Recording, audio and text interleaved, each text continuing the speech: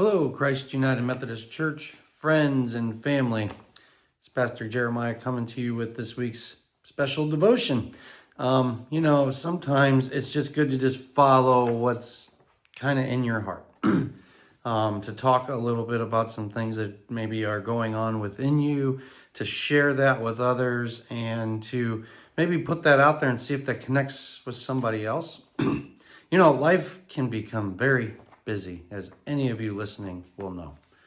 Our schedules feel overwhelming. Our difficulties or complexities of just everyday life can feel like they're too big for us to handle. Just every day, the inundation of attack on our time. And I say attack because there's everywhere coming at us something vying for it.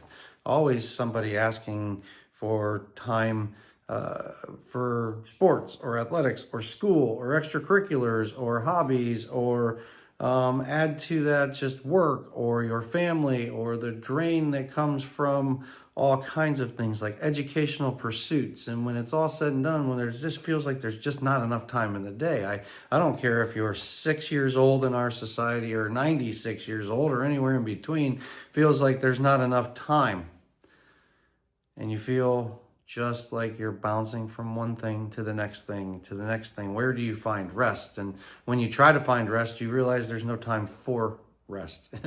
Our society has put a high value on productivity and busyness, almost to the point of it being an ethic, which I've talked about many times. And so sometimes it's time for us to find peace.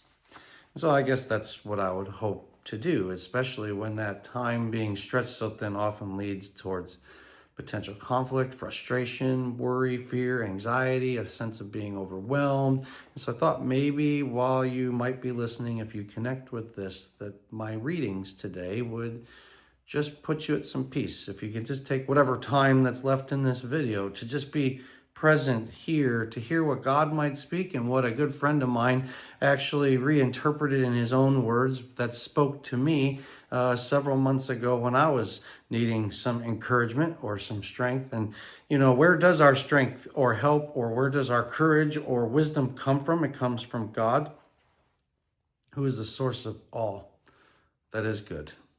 So what my friend did was he took Psalm 46 and he interpreted it for a different way of hearing.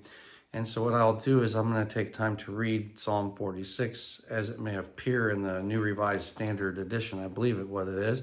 Say a few words about that and then close with a different version of this that my good friend wrote that really just stood out to me. So Psalm 46 for those of you that like to look around.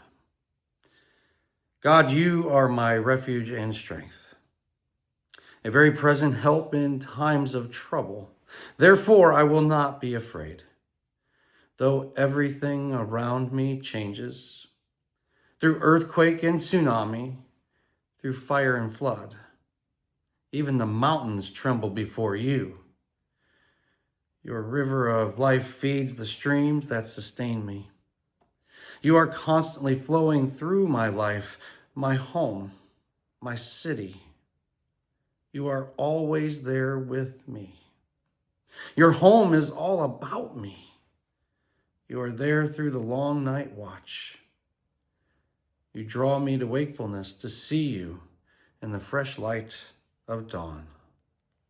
It's this beautiful image pulled from Psalm that just paints this picture of God being present in the morning light at dawn, but with you through the night. It's this idea of God's full presence with us no matter what's raging in the storms that are around us.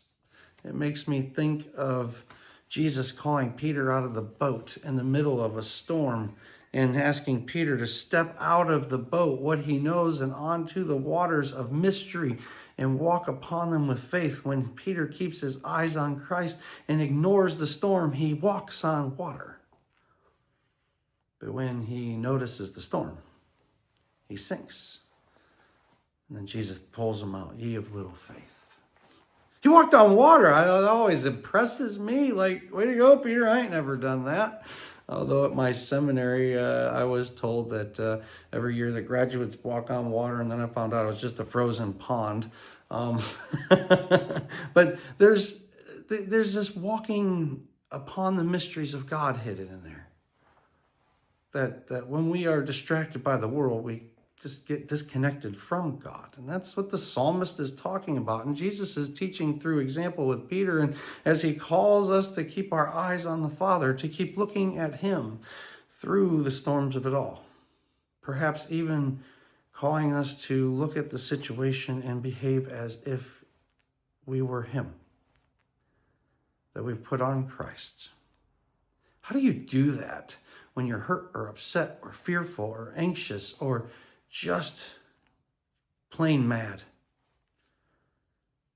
or hopeless or in the dark or frustrated about life's situation, feeling like there's no light at the end of your tunnel? And then we find that we can rest in God, that we can find light in God. And what do we do when the world around us feels like it's falling apart, like tsunamis and earthquakes, fires and floods? We look to God as a refuge and strength, a very present help in our trouble. God is with us, with you, with me. Sometimes it's just a simple thing to just remember that, no matter how difficult things are getting. So my good friend rewrote this for a different, more modern ear, perhaps. And when he read it for me, he pulled it out when I was in a time where I needed to hear the words the way he wrote them. And so I share them with you here today as our closing prayer. Go ahead and let these words speak again to you. I read in the news and see in my life, the nations are in an uproar, self-made kingdoms totter. Yet when you speak, hearts melt. You really are with us. Even Jacob eventually gave in and trusted you. Why do we not? Why do I not? I look for evidence of your work all around me. What are you doing with this mess?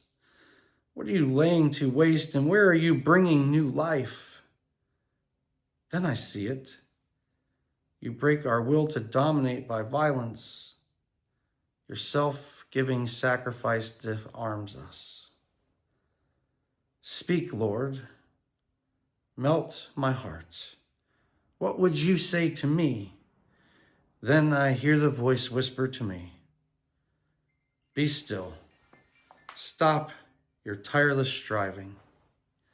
Let go of your desire to control. Release the world around you into my hands. Don't you see what I do with it when you let me? You are not God. I am. Let me be.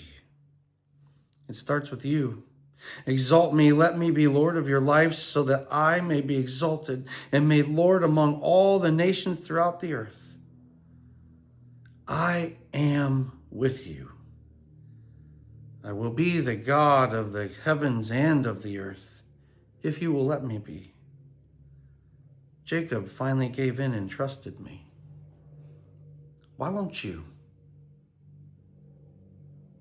Do we really trust him? Wrestle with that this week. We'll see you all again next week.